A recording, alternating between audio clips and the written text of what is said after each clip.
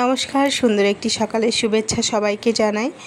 সকালবেলায় তো টুকিটাকি কাজ সেরে রান্নাঘর পরিষ্কার করে রান্না বসিয়ে দিয়েছি, কারণ স্কুল আছে ছেলের। এখানে ভাত ডাল বসিয়ে দিয়েছি, দুটো উনানে বসিয়ে দিয়েছি, কারণ ভাত ডালটা হয়ে গেলে একটা নিশ্চিন্ত হওয়া যায়। তারপর টিফিন বানানোর আছে।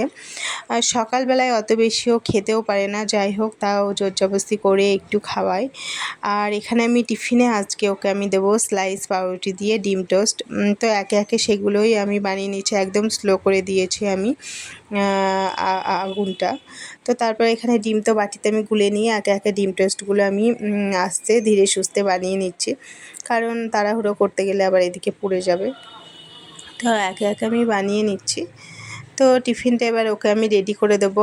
আর আমি চেষ্টা করি সবসময়ই বাড়ির টিফিন বানিয়ে দেওয়া বাচ্চাকে, কারণ আমার বাচ্চা বাইরের খাবার খেতে ভালোবাসে না। বাড়ির খাবারই বলবে, মা বাড়ির খাবারই আমার ভালো লাগে, বাইরের খাবার আমার পছন্দ হয় না।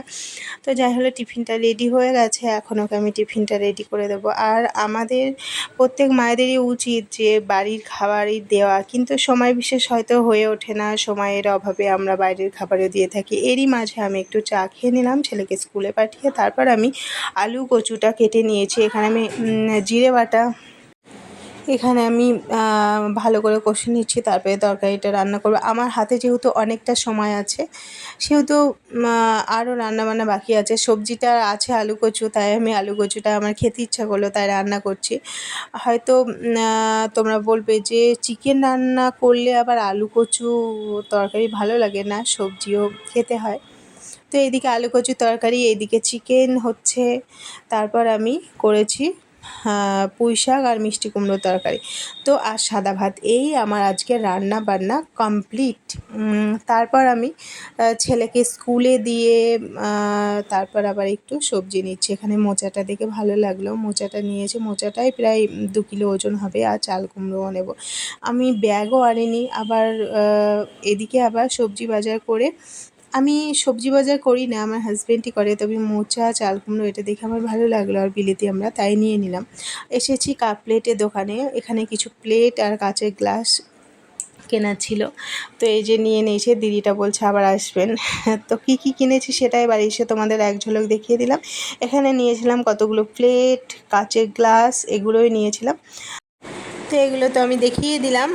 তো চলো, আর সবজি বাজার কতটুকু করেছি। সবজি বাজার বলতে আমি তো ব্যাগ নিয়ে যাইনি, তো হাতে করে আর মানে প্লাস্টিকে করে আর কতটুকু আনা যায়। আর সবজি বাজার আমি করিও না, জাস্ট এটা শখের বশে করেছি। সবজি বাজার সব আমার হাজব্যান্ডই করে, সমস্ত কিছুই ও করে, আমি এগুলো কিছু করি না। কিন্তু হ্যাঁ, ওই যে কাপ প্লেট বলো, এই সমস্ত জিনিসপত্র কেনাকাটা আমিই করি। আর এখানে আমার প্রয়োজনীয় জিনিসগুলো, যেমন আমলকিটা আমার দরকার ছিল, এবং মোচাটা কিনবো আগে থেকেই তো ভেবে গেছি, আর চাল কুমড়ো, এই টুকিটাকি 2-1টা সবজি নিয়ে।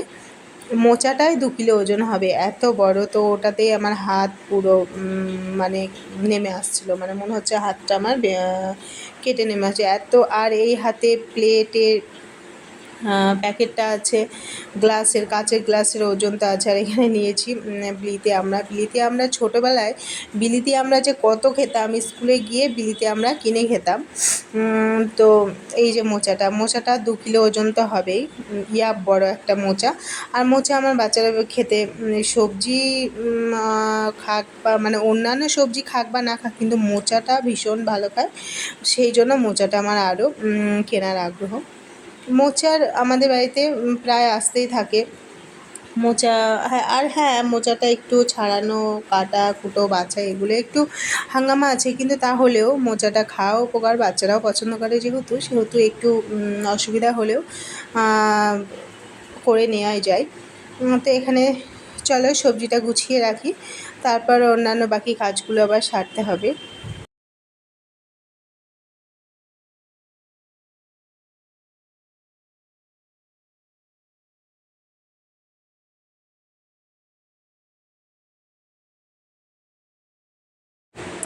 তো আমার একটু খিদেও পেয়ে গেছে, তো এখন আর আমি ভাত খাবো না, স্নান করে পুজো দিয়ে তারপরেই ভাত খাবো। তো চলো কি খাওয়া যাক। আবার আমি কি করলাম, একটু দুধ ছিল, দুধের মধ্যে ওই স্লাইস পাউরুটি একটু সেঁকে নিয়ে ভিজিয়ে, এখানে কিন্তু আমি চিনি ব্যবহার করিনি, মানে চিনি খাবো না।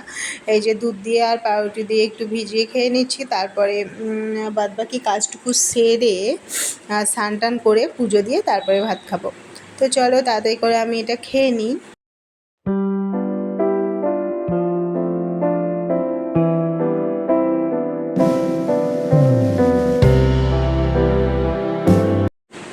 তো আমার স্নান করা হয়ে গেছে, এখন আমি পুজো রেডি করে ফেলেছি। এই যে পুজো দেওয়া আমার কমপ্লিট হয়ে গেছে, তোমাদের সাথে তাই একটু শেয়ার করে দিলাম। আমার পুজো দেওয়া হয়ে গেছে, ভোগ লাগানো হয়ে গেছে। এখন তো ভোগ দর্শন করা তো সবার জন্য ভীষণ মঙ্গল, ওই জন্য তোমাদের সাথেও একটু শেয়ার করে দিলাম। তো তারপর আবার আমি একবারে সন্ধ্যার আগে মানে বিকেলে চলে এসেছি। বিকেলবেলা ছেলেদের স্কুল থেকে এনে তারপরে ওরা আর ভাত খেতে যায় না, তো ওদের একটু গরম গরম ভাবলাম, বৃষ্টিও পড়ছিল, তো ভাবলাম একটু গরম গরম খিচুড়ি করে দিই। তো একটু গরম গরম ওদের খিচুড়ি করে দিচ্ছি। এই যে ফোড়ন দিচ্ছি, আর চাল ডালটা আমি ওদের স্কুলে আনতে যাওয়ার আগেই ভিজিয়ে রেখে দিয়েছিলাম, সবজিটাও কেটে রেখে দিয়ে গিয়েছিলাম, মানে সমস্তটাই রেডি করে রেখে গেছিলাম। আমি ভেবেছি যে ওরা আসবে, ওদের একটু রেস্ট করতে করতে আমি গরম গরম কুকারে সিটি মেরে ওদের খিচুড়িটা বানিয়ে দেবো, আর একটু পাঁপড় ভেজে দেবো। তো গরম গরম ওদের ভালোই লাগবে, বৃষ্টিও যেহেতু করছে, ঠান্ডা ঠান্ডা ভাব আছে। তো সব এসে আবার ওই ভাত খেতে ওরা চায় না, একটু অন্য রকম করে দিলে খেতে চায়, যেমন একটু খিচুড়ি করে দিলে ওরা ভালো খায়। গরম গরম বেশ একটু পাঁপড় ভেজে দেবো, একটু খিচুড়ি দিয়ে ওরা ভীষণ ভালো খাবে। এখানে আমি কাঁচা লঙ্কা দিয়ে দেবো, একটু একদম সাদামাটাভাবে রান্না করব, কিন্তু খেতে ইয়াম্মি হবে। এরকম করে রান্না করলে কিন্তু চটজলদি হয়েও যায় এবং খেতেও কিন্তু টেস্টি হয়, বাচ্চারাও খুব পছন্দ করে। এখানে আমি একটু আলু দিয়ে দিয়েছি আর কাঁচা লঙ্কা দিয়ে দিয়েছি, আর এখানে আমি পেঁয়াজটাও দিয়েছি, পেঁয়াজটা ফোড়নে ব্যবহার করেছি। তো আমার কষানো হয়ে গেছে এবং জল দেওয়া হয়ে গেছে। তো প্রেসার কুকারটা আমি এতে সিটি দেবো, যে কটা সিটি লাগে সেই কটা সিটি দেবো, তারপর ওদের খেতে দিয়ে দেবো খিচুড়িটা হয়ে গেলে। তো চলো কুকারটা এবার আমি বসিয়ে দিই, সিটি দিতে দম দিতে দিয়ে দিই। তো এইদিকে আমি পাঁপড়টাও ভেজে নিচ্ছি, পাঁপড়ও ভাজা আমার প্রায় হয়ে গেছে। আর এই পাঁপড়গুলো না খেতে কিন্তু দারুণ লাগে, ছোটো পাঁপড়গুলোও ভালো লাগে, এই পাঁপড়গুলোও ভালো লাগে। তো খিচুড়ির সাথে পাঁপড়। আজ এই পর্যন্তই, সবাই ভালো থেকো, টাটা।